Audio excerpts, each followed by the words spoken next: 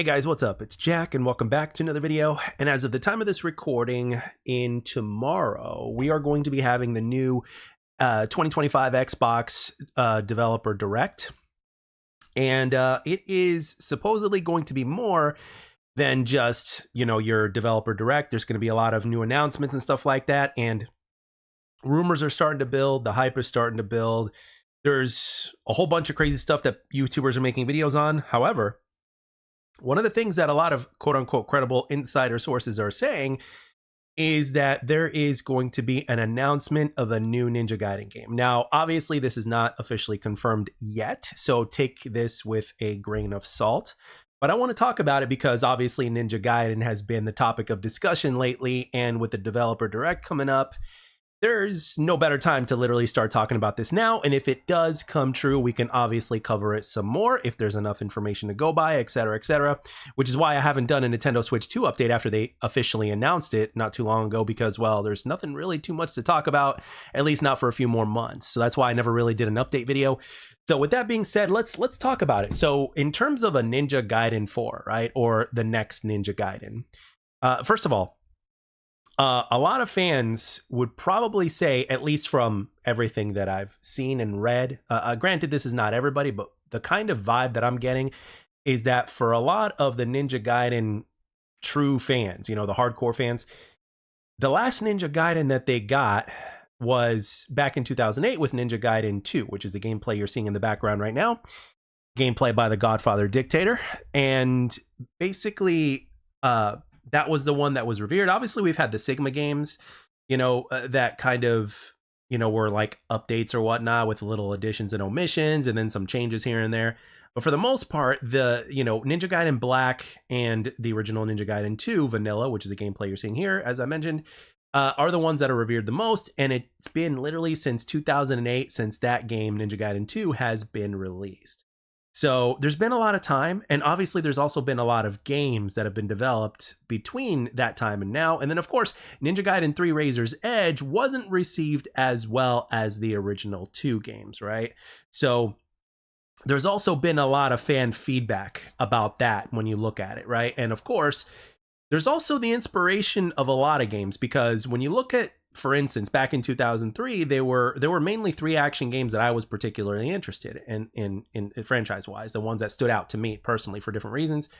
But the ones that stood out were God of War, Devil May Cry, and Ninja Gaiden. And from a gameplay perspective, Ninja Gaiden and Devil May Cry were more in-depth, which I appreciated immensely. And of course, they were pretty hard as well.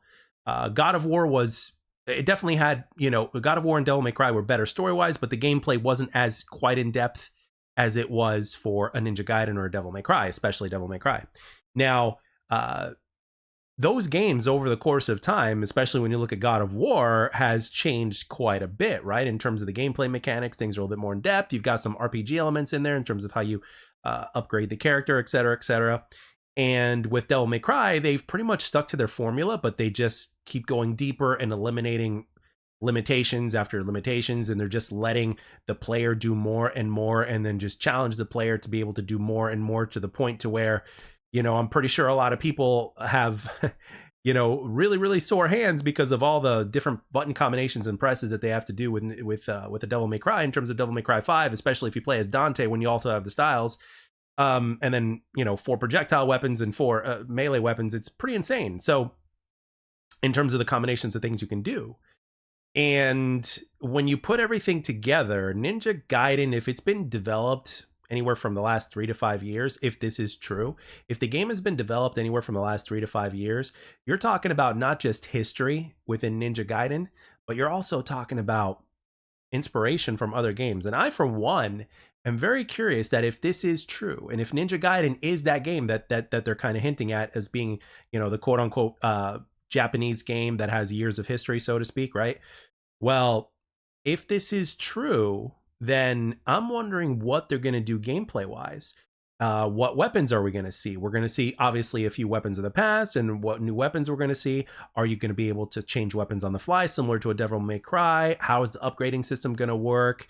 How's the parry system and the way combos are executed, and the ET attacks and stuff like that? Like, Is there going to be an obliteration technique? Is there going to be a different version of an obliteration technique, et cetera, et cetera?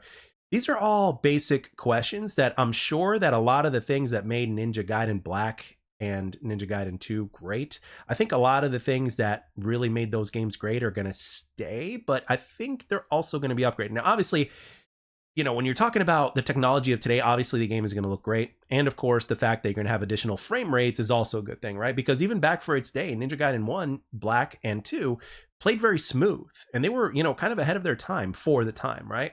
So, especially when you look at Ninja Gaiden 1 on the Xbox, it almost felt like a next-gen game in terms of its graphics, and everything was really, really smooth for the time back then. So now you add in all these additional frame rates, and if the game is truly optimized the way it should be, you're going to have a great feeling game. And then on top of that, of course, what are you going to be able to do with all the moves before? What are the changes? What are they going to keep? What are they going to get rid of, et cetera, et cetera? What kind of boss fights you're going to have? How are they going to work? And is the game going to be even more challenging this time? Is it going to take inspiration more from Ninja Gaiden Black or Ninja Gaiden 2? Is it going to take inspiration from other games? And if so, how is it going to implement it? These are a lot of the very interesting and exciting questions that we have, because if you think about it, Ninja Gaiden has kind of been like, it was almost like it went into exile, right? But the cool thing is that if it's been in development for a good amount of time, it's good that we don't know much, or if anything at all, about it, because quite frankly, we could use a good positive surprise. And, in the days of social media and the internet now, it's kind of hard to be surprised anymore. It's really hard to keep things secret as far as, rumors and stuff like that. That's always going to be a thing. But with that being said, I think that there's a lot of potential. I think it'll be a really good fresh of breath of air and familiar air as well, because Ninja Gaiden has always been one of those games that has been respected for a multitude of different reasons from both casual players, especially hardcore players as well. And it's been quite a while since we've had a fresh, brand new Ninja Gaiden. And if this is true, I am personally very excited about it, and I can't wait to hear more. So with that being said, I want to know from you guys, the fans, whether you're a casual Ninja Gaiden fan or a devoted Ninja Gaiden fan, what specifically would you like to see in a new Ninja Gaiden game that you haven't seen yet, right? Whether it's a new type of weapon, whether if it's a different gameplay mechanic or mechanics, boss fights, puzzles, level design, etc., even making the game harder or whatever it is, or things that you really wanted like omitted from the past games that were kind of annoying that you don't want to see return, or a solution to that, like things like that. I want to know in the comment section below in terms of what you guys think. And with that being said, I'm going to end it here. I hope you guys enjoyed the video. I'd like to thank everybody for taking the time to watch and or listen. We're just a day or so away from the event, and it's an exciting time. And I'll catch you guys on the next one.